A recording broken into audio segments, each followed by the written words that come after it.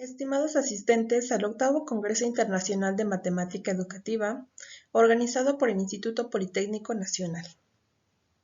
Les doy la más cordial bienvenida y en esta ocasión les presento el tema Obstáculos en la enseñanza de las matemáticas en nivel secundaria, educación a distancia versus híbrida.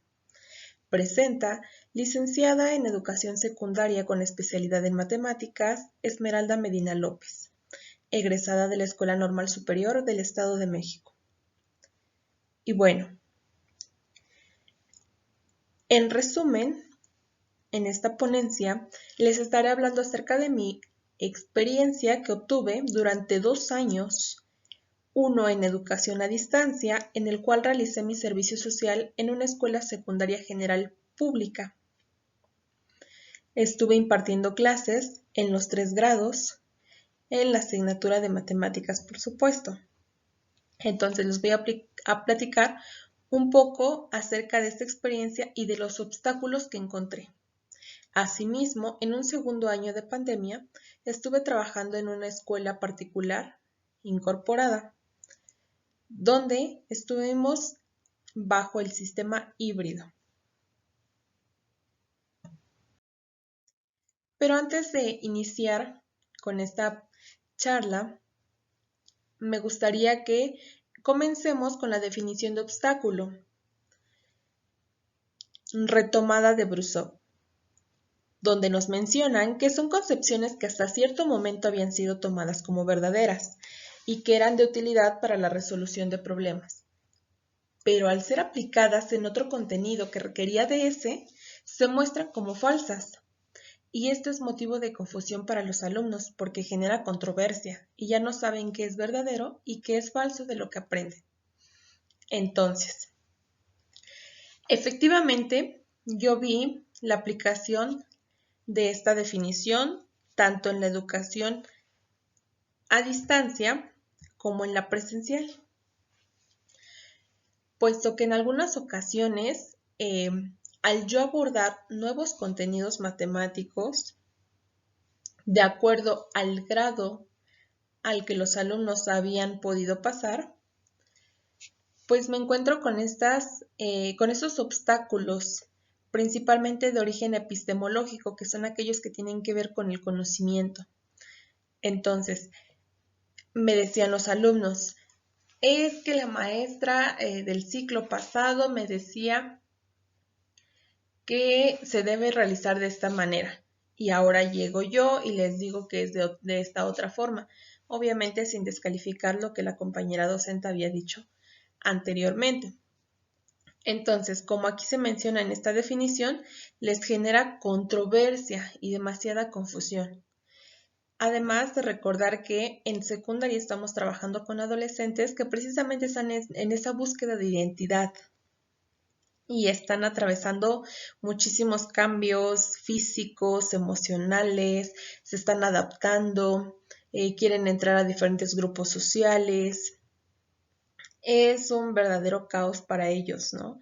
El ver cómo va cambiando su cuerpo, el sentirse incomprendidos por todos, especialmente por sus padres de familia, ¿no? Entonces, y todavía agregar estas confusiones en el conocimiento, pues es un proceso muy fuerte para ellos. Además de que tenemos aún esta resistencia hacia las matemáticas, ¿no? Por esa falsa concepción de que pues son difíciles, de que no se les da a todos. Entonces yo creo que también es parte de la didáctica de nosotros como profesores, ¿no? Y esa forma en cómo nosotros llegamos a nuestra aula de clases y les hablamos de los contenidos, esa emoción. ¿Por qué? Porque lo que nosotros proyectamos es lo que se les queda a los alumnos también. Entonces, si a nosotros nos ven pues desanimados, cansados, sintiendo esta resistencia a lo mejor también, o diciendo, este tema particularmente es muy difícil, entonces requiero de toda su atención, ¿no? Entonces, ¿qué hicimos? Ya hubo una predisposición, ¿no? Ya nos anticipamos y le trabajamos al alumno esta idea de que el tema es muy difícil. Entonces, tiene que concentrarse, de otro modo no va a lograr comprenderlo.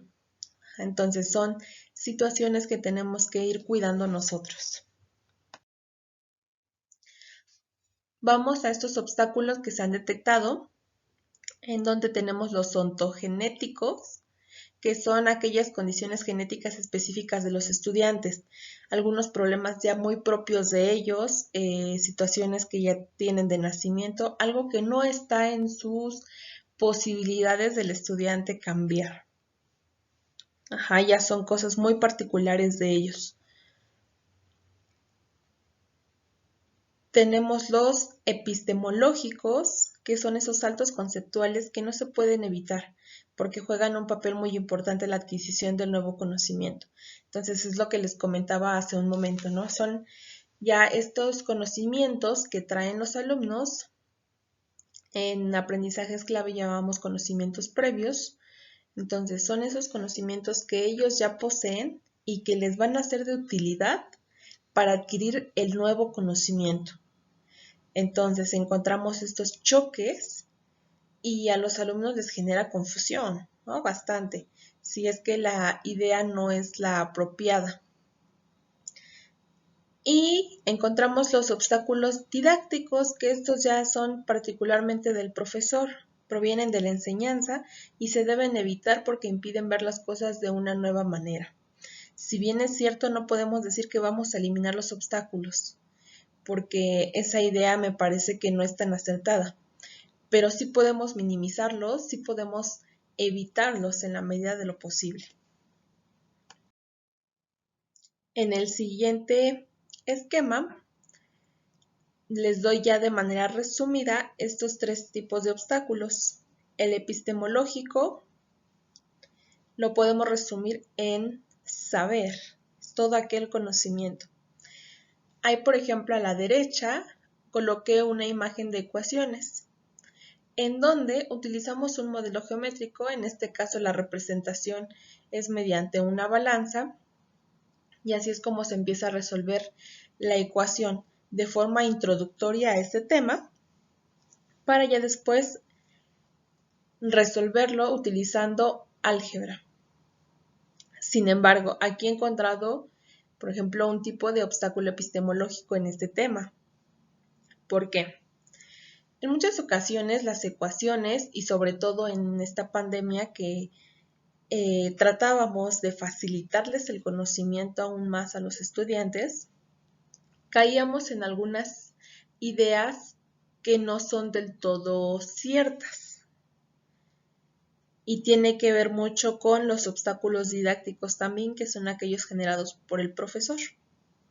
Ejemplo, en las ecuaciones debemos recordar que esta es una igualdad entre expresiones algebraicas, es decir, lo que yo tengo en el miembro izquierdo tiene que ser lo mismo, es equivalente a lo que tengo yo en el miembro derecho.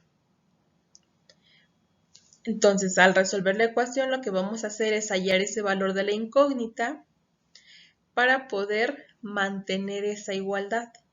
Sin embargo, en algunas ocasiones, o me platicaban mis estudiantes también, sí, es que ya sé resolver esas ecuaciones, ¿no? Ya sé hacer esas operaciones, me decían, en el caso de segundo grado. Les preguntaba, bueno, platícame cómo se resuelve, ¿no? Para, pues, yo detectar todos estos conocimientos previos. Me decían, es que pasa del otro lado con el signo contrario. Así me decían, ¿eh? Pasa del otro lado con el signo contrario. Decía, ok, a lo mejor así, pues así se te facilita, ¿no? Y a simple vista, pareciera ser que efectivamente eso es lo que pasa, ¿no? Que pasa con el signo contrario. Pero no. Yo les decía, ¿no? Y me costó demasiado, de verdad, es que sí me costó bastante el hacerles entender esa parte, ¿no? De no es que pase con el signo contrario. Esto lo ves así en el caso de cuando están sumando o están restando. Pareciera ser que sí pasó con el signo contrario. Pero una cosa es el signo de la operación y otra cosa es el signo del número, hablando de números positivos y números negativos, porque ahí es donde empiezan a caer en confusión. Entonces, ellos me decían, pasa con el signo contrario, maestra. Dije, bueno, vamos a tratar de explicarlo. Tenemos aquí la ecuación 2x más 2 igual con 8. Ellos me decían, hay que quitar ese 2 y como tiene el signo más, lo vamos a pasar del otro lado con el signo menos. Y pues sí, fue lo que pasó aquí. Ahora nos queda como 2x más 2 menos 2 igual a 8 menos 2. Aquí trabajando obviamente el modelo de la balanza, en donde recordemos que lo que hago de un miembro lo tengo que hacer del otro. Entonces, si en un miembro estoy sustrayendo 2, en el otro tengo que hacer lo mismo. Sin embargo, aquí los estudiantes pues nada más lo dejaban como 2x es igual a 8 menos 2 y me decían, ¿ya vio? Pasó con el signo contrario. Nada más se lo quitamos. Y pues sí, hasta ahí pareciera ser que la concepción aún sigue siendo verdadera. El problema lo teníamos en el siguiente paso, cuando teníamos ya que despejar a la x, teniendo la expresión 2x es igual con 6. Entonces, para algunos estudiantes sí les quedaba claro que se trataba de la operación inversa, es decir, si ahí está multiplicando, yo les decía a ellos, una letra con un número juntos nos va a indicar una multiplicación. Entonces, si está multiplicando, hemos de pasar ese 2 con su operación inversa, que sería la división. Sin embargo, había alumnos que así lo hacían, pero también había estudiantes que le cambiaban el signo. Algunos podían escribir 2x es igual a 6 menos 2 y abajo escriben x es igual a 6 menos 2, x es igual a 4, porque incluso repiten algunos pasos, ¿no? Y cometen algunos errores como el no haber quitado desde un inicio el 2 a un lado de la x. Entonces, ahí es donde empezamos con esa controversia, ¿no? Porque es que si me habían dicho que le tengo que cambiar el signo, entonces, ¿por qué no es válido escribir que x es igual a 6 menos 2? No, porque si está multiplicando, lo que tenemos que hacer es efectuar una división. Entonces, ahí es donde recaen este tipo de obstáculos epistemológicos, en donde al tener una concepción que había sido verdadera, ahora se va mostrando cierto grado de falsedad en ella y esto los confunde pues demasiado. Y es ahí donde vamos atrasándonos un poco en los contenidos.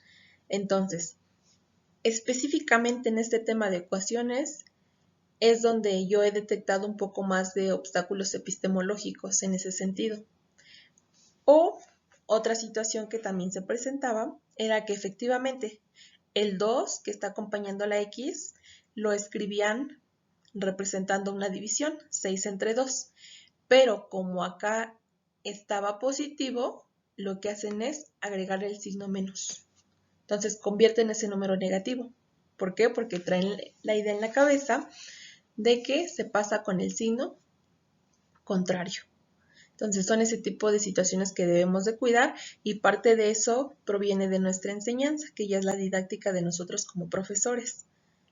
Situaciones que debemos de cuidar, así como el estricto orden, porque también hemos de recordar que así como nosotros escribimos en el pizarrón, muchos estudiantes así tal cual lo plasman en el cuaderno. Entonces, si nosotros no tenemos orden, pues ellos van a seguir nuestro ejemplo.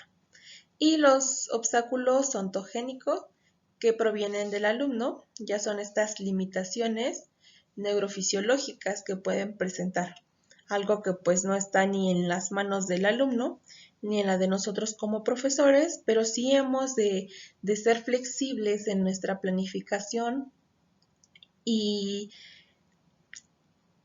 tratar de enfocarnos en sus necesidades de ellos mismos, hacer los ajustes razonables para poder brindar este servicio de la educación a ellos también. Y bueno, pues ya algunas como que conclusiones generales que obtuve en la educación a distancia que les comentaba fue cuando realicé mi servicio social, pues son que resultó más complicado que los estudiantes lograran entender los temas al presentar obstáculos de tipo epistemológico. ¿Sí? Entonces, Si de forma presencial nos tardábamos a lo mejor en algún tema, pues ahorita nos fue un poco más complicado, más porque muchos no estaban acostumbrados a estos entornos virtuales, el tener que pararse en una pantalla para poder tomar clase y entenderlo. Muchos de ellos me comentaban, maestra, es que para mí es más fácil asistir a la escuela. Le entiendo más porque la estoy viendo e interactúo con mis demás compañeros. Y aquí pues nada más estoy en la pantalla y en casa el ruido, están mis familiares, me distraigo con mayor facilidad. Y pues ya cuando se dan cuenta ya avanzamos con la clase y ya no pusieron la atención necesaria. Entonces, sí es una situación complicada. Otra situación frecuente es que los estudiantes tienen cimentadas algunas ideas que aprendieron y al adquirir el conocimiento nuevo les genera mayor confusión y ya no saben a qué maestro creerle, que era lo que les comentaba al inicio también. Decían, es que la maestra o el maestro del ciclo pasado nos dijo esto y pues ahora llega el nuevo maestro y les comenta otra cosa, ¿no? Entonces, tenemos que ser muy cuidadosos en eso.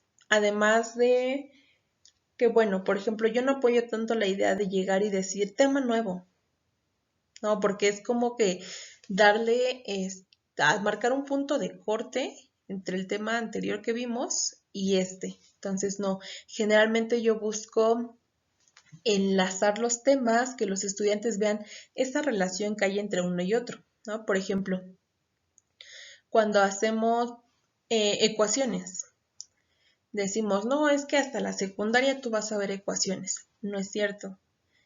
Si ustedes hacen esta analogía en primaria, ya ven ecuaciones de alguna forma. ¿De qué? ¿En dónde se ve reflejado? En esta actividad del número perdido.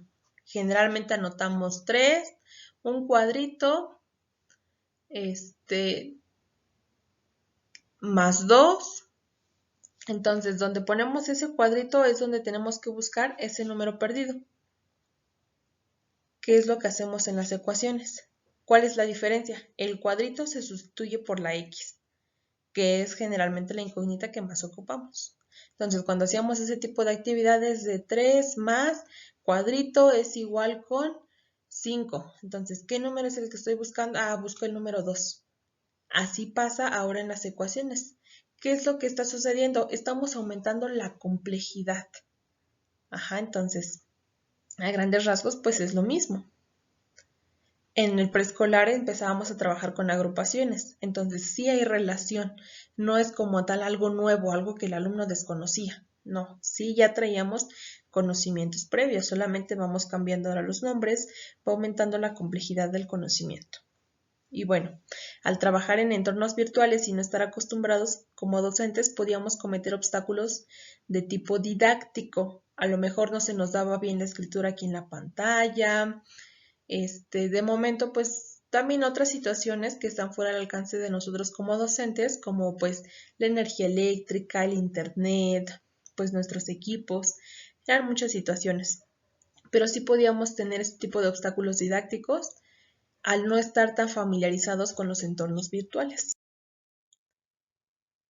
Al no tener una didáctica adecuada, afectaba en los apuntes de los estudiantes, que era lo que les comentaba. Quizá no se nos daba todavía bien la escritura, así al estar, por ejemplo, ¿no? Yo resolví ejercicios ahí con ellos, pero como tal en la clase con ellos. Entonces a veces a lo mejor no era muy legible y pues el alumno en vez de anotar un 5 anotaba un 3 o un 2, no sé, otra cosa que no debía ser. No sabíamos si realmente estaban tomando clase, los apuntes y con la atención necesaria, ¿no? Por las distracciones que ya les comentaba. Al no tener los recursos suficientes, no era posible conectarse a todas las clases. Este también era un problema muy fuerte, ¿no? Perdían ellos la continuidad de la secuencia didáctica al no poder conectarse con facilidad a todas las sesiones. Y las condiciones son distintas en escuelas públicas que en particulares. Generalmente donde tenía más ausencia de alumnos era en la escuela pública. En la particular, pues sí era más, era menos frecuente que los estudiantes no se pudiesen conectar a una sesión. Ahí pues como que contaban más con estos dispositivos electrónicos. Ahora bien, en cuanto a la educación híbrida, en ocasiones se dedicaba mayor atención a los estudiantes que se tenían de manera presencial que a los que estaban en línea. Esto sí es muy cierto, ¿no? Pues como estábamos muy acostumbrados a los entornos presenciales, pues al volver a regresar a las aulas nos enfocábamos como que mucho en ellos, ¿no? Al ver estas deficiencias quizá, entonces nos enfocábamos y como que olvidábamos a los que dejábamos ahí en la computadora encendida, ¿no? Que estaban escuchando la clase, nos olvidábamos un poco de ellos. En el sistema público se solía enviar actividades para toda la semana a quienes se quedaban en casa y por lo tanto la probabilidad de que los contenidos no quedaran claros es muy alta. Ajá, entonces era lo que se estuvo haciendo en la mayoría de las escuelas del sistema público. Se enviaba un PDF con las actividades, con los ejercicios que tenía que hacer el alumno y una breve explicación, pero hasta ahí. Y ya cada fin de semana se hacía la recepción de evidencias vía WhatsApp generalmente o por correo electrónico. Entonces era más complicado. Mientras tanto, en escuelas particulares, que era lo que le platicaba mi experiencia, ahí, por ejemplo, yo ocupaba una cámara tripié para poder enfocar el pizarrón y que los estudiantes me estuvieran viendo todo el momento en la sesión y ver lo que yo escribía en el pizarrón. Sin embargo, a veces me decían no se llega a escuchar muy bien, no enfocaba del todo el pizarrón, pues no era tan legible, ¿no? Y bueno, pues situaciones que ellos presentaban como el internet, que fallaba, o la energía eléctrica, cualquier situación. Pensando en los docentes, pues nos representaba doble trabajo y más tiempo designado a la preparación de los materiales para las sesiones, ¿no? ¿Por qué? Porque teníamos que preparar material para los estudiantes que teníamos de forma presencial, pero también para los estudiantes que estaban en casa aún tomando clases. Yo, por ejemplo, pues tenía que hacer ahí pues algún material que pudieran manipular los estudiantes de forma presencial, pero también tenía que hacer mis presentaciones, buscar videos, buscar juegos interactivos para los que estaban en casa, para que continuaran estudiando y no se atrasaran. Y pues al no estar vacunados todos persistían esos contagios y se tenían que tomar medidas diferentes. Por ejemplo, en la escuela particular, pues si habían varios contagios, pues regresábamos todos a casa. Y ya después en una semana nos volvíamos a incorporar. Después ya lo que se hacía era que quien resultaba contagiado, pues era quien regresaba a casa y los demás continuábamos en las aulas. O al menos se iba solamente el grupo de donde había resultado algún contagio. Los demás continuamos de forma presencial. Y bueno, pues hasta aquí dejo mi participación. Les agradezco por su atención. Les dejo también en la parte inferior mi correo electrónico por si quisieran ponernos en contacto para seguir charlando acerca de este tema que me pareció sumamente interesante. Platicar la experiencia en estos 2 años de pandemia que tuvimos acá.